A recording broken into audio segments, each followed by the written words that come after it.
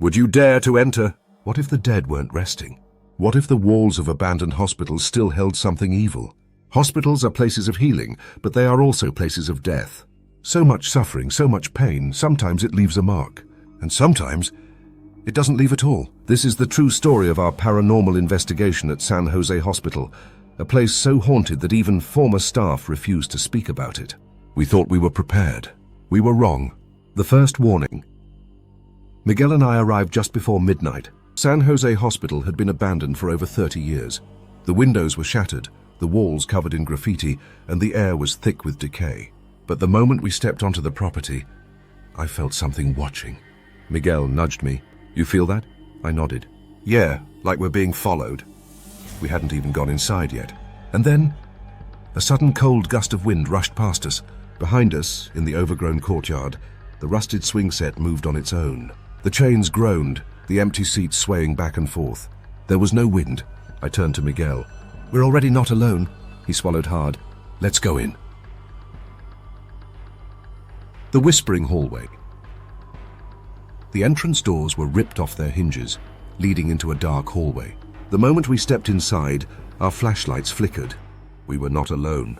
The air was ice cold, the silence heavy. Every footstep echoed as if the building itself was breathing. Then, from the darkness ahead, a whisper. Low, raspy. Get out. Miguel stopped dead. Did you hear that? I nodded, my heart pounding. The whisper came again, closer. Get out before she wakes up. The air turned suffocating, thick with the stench of rotting flesh. Miguel grabbed my arm. We need to move.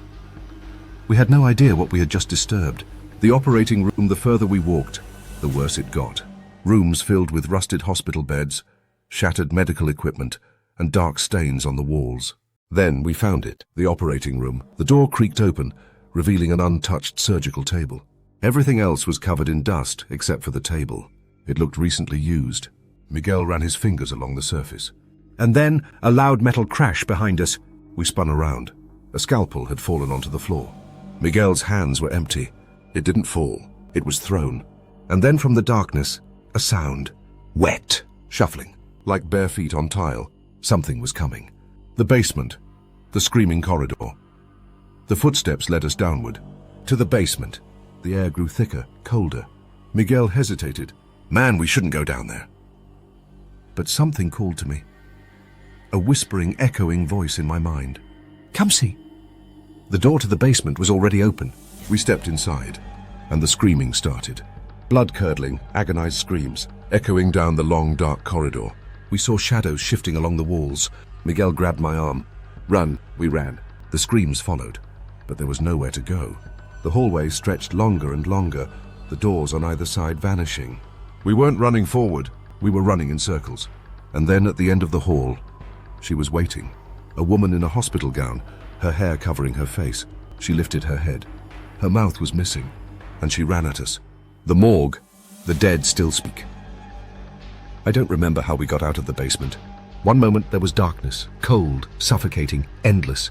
The next I was here. The morgue. The overhead lights flickered weakly, casting pale halos on the metal slabs around us. The air was thick with the stench of decay, heavy and clinging. My throat felt raw, my head pounding. Beside me, Miguel lay motionless. His face was twisted in pain, his breath shallow. I sat up, my hands pressed against the freezing tile. Then I saw them. The morgue drawers. They were open. All of them, gaping like hungry mouths, waiting. And then they slammed shut. One by one. Bang! Bang! Bang! The sound shattered the silence, each crash echoing through my skull. My breath caught in my throat, my pulse hammering. Then nothing. A thick, waiting silence. And then a creak. Slow, deliberate. One of the drawers slid open. I couldn't look away. Inside, a body. Rotting. Skin sagging, peeling. Empty sockets where eyes should have been. Its jaw twitched. The skin split. The mouth moved. And then in a voice like broken glass, "She's behind you." The woman in white, I turned slowly, and there she was. The woman from the basement. No more shadows, no more tricks of the light. She was real. Closer now. Stepping from the darkness, her form barely solid, as if the dim, flickering bulbs above could not decide whether to reveal her or let her slip away. I could see her face, Her skin was pale, too pale, like something long buried and left to rot. Black, hollow sockets where her eyes should have been. Gaping pits that seemed to drink in the light. Below them, her mouth. No lips. Just torn flesh and ragged stitches, crude and uneven, pulling what was left of her mouth into something grotesque. The skin stretched tight, but still she smiled. Not with her lips, with her eyes. Miguel's hand clamped down on my wrist, fingers like iron. "Don't look at her," he hissed. But I couldn't move. I couldn't breathe. She lifted one hand. Long, bony fingers, unnaturally long. The nails cracked and blackened. She pointed. At me, and a rush of cold. A soundless scream in my ears. Darkness swallowed everything. We shouldn't have come back. We woke up outside. The cold concrete pressed against my back. The night air sharp in my lungs. My hands trembled as I pushed myself up. I could still feel the weight of something heavy, pressing against my chest, though nothing was there. The hospital loomed in front of us, its windows dark and empty. Too quiet. Miguel groaned beside me, rubbing his head. His face was pale, his breathing shallow. His eyes darted to me, wild and unfocused. "We lost time," he whispered. I fumbled for my phone, my fingers stiff and clumsy. The screen flickered to life, casting a dim glow over my hands. 1:07 a.m. We had been inside for 5 minutes, but to us, it felt like hours. Flashes of memory hit me all at once. The endless hallways, the flickering lights, the whispers in the walls.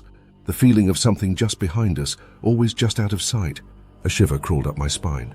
Then from behind us, a whisper. "Come back." The words slithered through the air, barely louder than the wind, but clear. Too clear. Miguel stiffened. My breath hitched. Slowly we turned. The hospital window on the 3rd floor.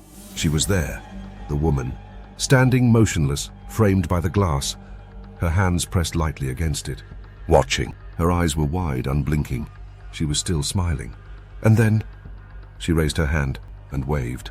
Some places are never empty, we left that night. But something followed us. Miguel started waking up with bruises. I started seeing shadows in my apartment.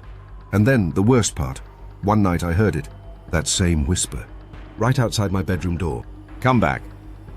Some places never let go, and some ghosts don't stay behind.